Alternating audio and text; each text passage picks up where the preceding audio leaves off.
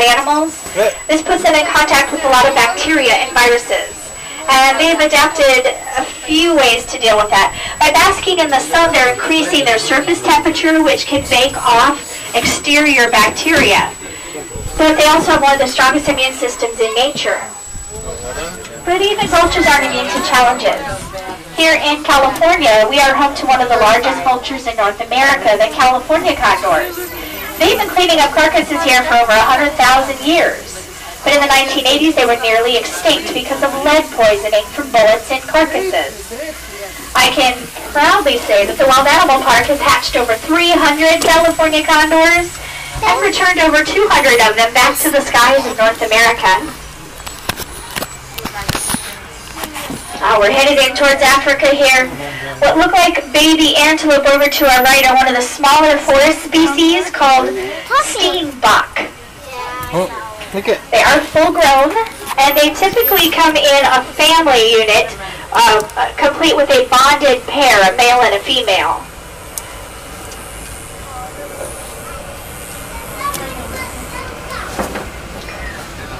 Further out into the grasses and savannas, we'll find larger herds. There's a group of Salm-Range gazelle to our right. Like the slender horn gazelle, they've got a light tan coat that helps them camouflage with the sand and dry grass around them. Because if you camouflage or blend in with your surroundings and your predator can't find you, they can't eat you. Out to the left along the roadbed, there are some gray animals with black faces, manes, and tails. These are wildebeest, also known as bearded gnu. Have you been able to spot the 3 gnus? They're under the tree. They're just about 4 weeks old. And in the wild, the wildebeest all have their babies within a 2-week period. Now they do this so that the predators simply can't eat all of the babies. The babies are born during the annual migrations of the herd of up to 2 million from the Serengeti to the Masai Mara. Almost 1 million babies are born within a 2-week period, and the predators can't possibly eat them all. Gives your baby a better chance at survival.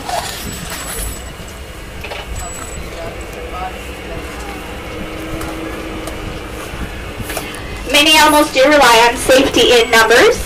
South African springbok typically live in herds of 50 to 200, but we're passing a small bachelor herd under the trees.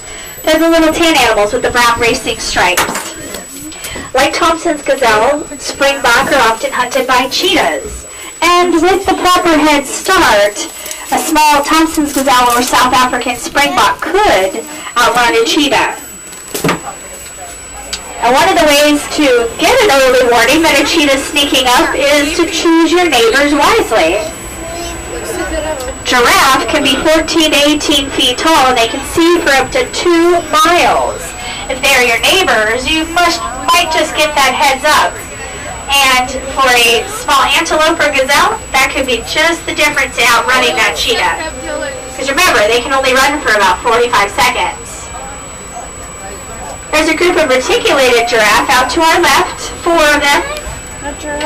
And if 3 of them look not quite as tall as they could be, 3 of them are 2-year-olds. And at 2 years of age, they've just barely doubled their birth height, which was 5 to 6 feet tall. Aside from being watchtowers in the savannah, they are also tree trimmers. With their height, they can reach up into the trees and strip off leaves. They generally have about 1 inch of tongue for every foot of height. And their tongues are very muscular and able to act like a hand or finger. This tree trimming behavior is called browsing.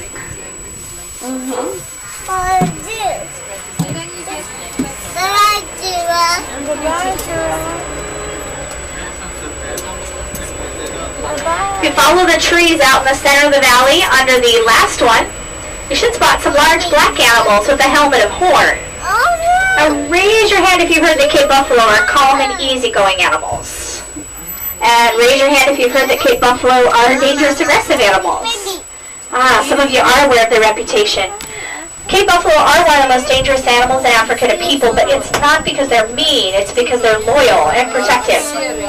If you scan the herd, right in between the rocks and mom is the 22-week-old, and there's also a 32-week-old.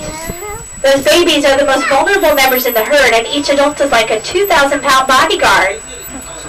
And I'm sure it doesn't hurt that their neighbor is a 5,000 to 6,000-pound southern or northern white rhinoceros.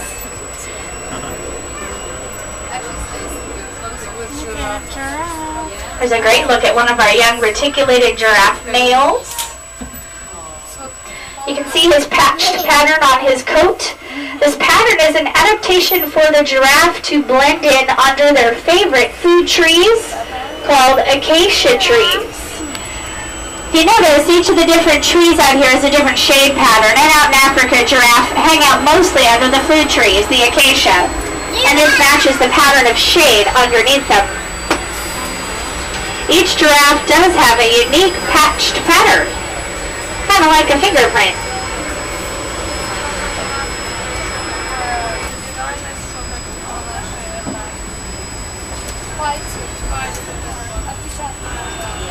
If you look towards the central lower ridge in the valley, you'll see some horse-like antelope with black masks called roan. A couple of almost 3-month-olds in the middle of the herd. And a little closer, just past the fence line, a almost 3-month-old Ugandan cob. Those are the copper-colored antelope. I thought the 70,000 was the supply. There are over 70 species of antelope in Africa. And typically if you see a deer-like animal in Africa, it will be an antelope. That would be a fair guess. There is only one species of deer in Africa.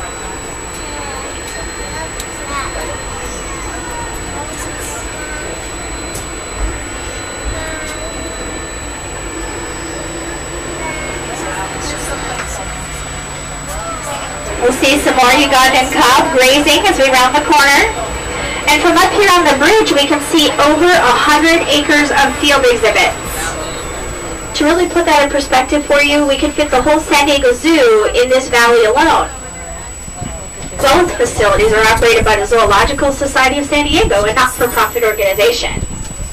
On either side of us, you should be able to spot some gray and white pink-backed pelicans. Looks like they're done with lunch for the moment. Some of them are cooling off by fluttering or stretching their gular pouches. On the right mainland, under the trees and along the road, what look like babies are red-fronted gazelle. And you may see some native birds around too. Ducks, coots, cranes, egrets. We do actively welcome our native wildlife. And we've even set aside almost half of our 1,800-acre park for native plants and animals. Kind of like the outer edges of the hills to our right. This is all undeveloped California coastal sage scrub and chaparral. We've set aside so much of our park for it because it is one of the most endangered ecosystems in all of North America. And we provide homes for lots of plants and animals, including animals you may see during your visit today. Snakes, lizards, rabbits, squirrels, mule deer, turkey vultures, golden eagles, road runners, red-tailed hawks, even the occasional coyote or bobcat. You see, some of the most important conservation efforts that you can embrace and support may start right here in your own homes and backyards. Ooh, back in Africa, some animals are camouflaged in the valley below. Let's keep our eyes peeled for the greater kudu.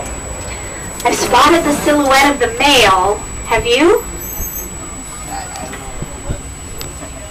Alright, so there's 4 greater kudu, and I see at least 2. Let me point out the male under the tree. Look up towards the front end of the vehicle, follow the fence line down to the wall. At the wall, take a left all the way to the first tall dark tree. Look underneath it and slightly about 10 feet to the right of the truck. And do you see the male? What you may notice first are those horns. A male greater kudu grows some of the longest horns of any antelope, up to 5 feet long and spiraled. And he grows them to impress the girls. Although they don't look too impressed at the moment, they are camouflaging amongst the large rock bed. Look back up again to the front, follow the fence line down to the dirt road, and then in that large rock bed, you should be able to spot 1, 2, 3 female greater kudu. Their pale gray coat is perfect camouflage with the rocks, soil, and shade in the woodlands of Africa.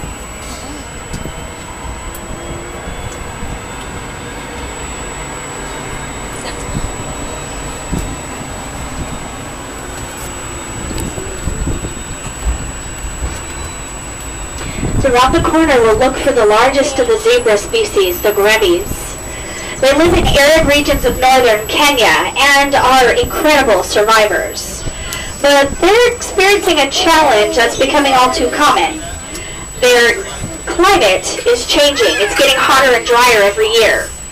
So to survive, their adaptations are changing. They're starting to dig up